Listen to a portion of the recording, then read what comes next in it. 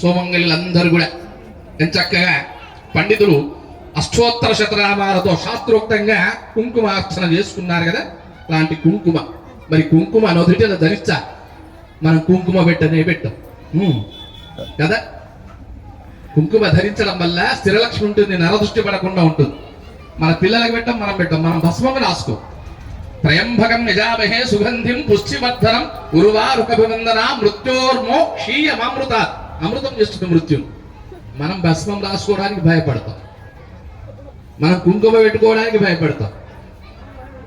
ఈ మనసులకి ఈ భయం తీసేసి ఒక మంచిగా నిండుగా పెట్టుకొని ముత్తేదలకి పెట్లు వస్తే కొంతమంది అంటారు నువ్వు బద్దిపోషమ్మ పెట్టుకున్నట్టు పెట్టుకున్నావు అంట.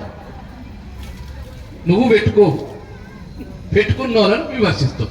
దీనివల్ల నీకు ఒక పాతకం చుట్టుకుంటుంది, నీకు తెలియకుండా నీ శరీరంలో వ్యాధిగ్రస్తలే భరం, నీ పాటు పడిపోతుంది. ఎప్పుడు అర్థమవుతుంది? బెడ్ మీద పడుకున్నప్పుడు అర్థమవుతుంది. మట్టిగా రాలేదు శాస్త్రం. మరి భగవంతుడు ఏం చెప్పాడు ఈ దేహానికి? నీకు శరీరంలో ఉన్నటువంటి భవరోగిన గురవే సర్వలోకాన భీషజే భవరోగిన. ఈ శరీరానికి ఒక రోగం వస్తుందట తప్పకుండా. శరీరానికి పంచభౌతికమైనటువంటి దేహానికి ఎంత ఆయుష్ ప్రమాణం చెప్పబడ్డదో తెలుసా? శతాయు వజ్ర దేహాయ సర్వ సంపత్కరాయ చ అన్నారు శాస్త్రం.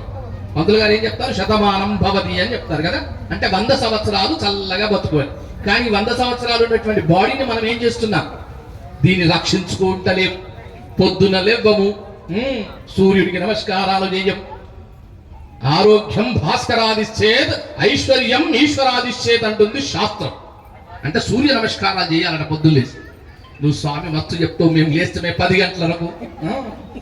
సూర్యోదయం 4 గంటల నుండి 5 గంటలకు లేచే స్నానం ఋషి స్నానం, 5 నుంచి 6 గంటలకు చేసే స్నానం దేవతా స్నానం, 6 నుంచి సూర్యోదయం లోపు చేసే స్నానం మనుష్య స్నానం. సూర్య ఉదయం అయిన తర్వాత, సూర్యుడు వచ్చిన తర్వాత 8 గంటలకు 10 గంటలకు 12 గంటలకు 1 గంటకు చేసే స్నానం రాక్షస స్నానం. ఇది చెయ్యడం వల్ల మీ దేహం ఒకటి పడిపోతున్నది, అందులో ధర్మ సందేహమే లేదు. అన్నిటికీ కారణం మనమే. అన్నిటికీ కారణం ఎవరు? సక్సెస్ ఆర్ ఫెయిల్యూర్ మనమే కాదు. ఎందుకు మహానుభావులు అవుతున్నట్టు వాళ్ళు సాధన చేస్తున్నారు, మన దగ్గర సాధన లేదు, అంతే తేడా కదా. ఎవరు పెద్దగారు, ఎవరు అందరూ సమానమే. మీలో ఉన్నటువంటి ఆత్మజ్యోతి మాలో కూడా వెలుగుతుంది, కానీ సాధన వల్ల దాని ఒక స్థితికి చేరుకోగలుగుతుంది.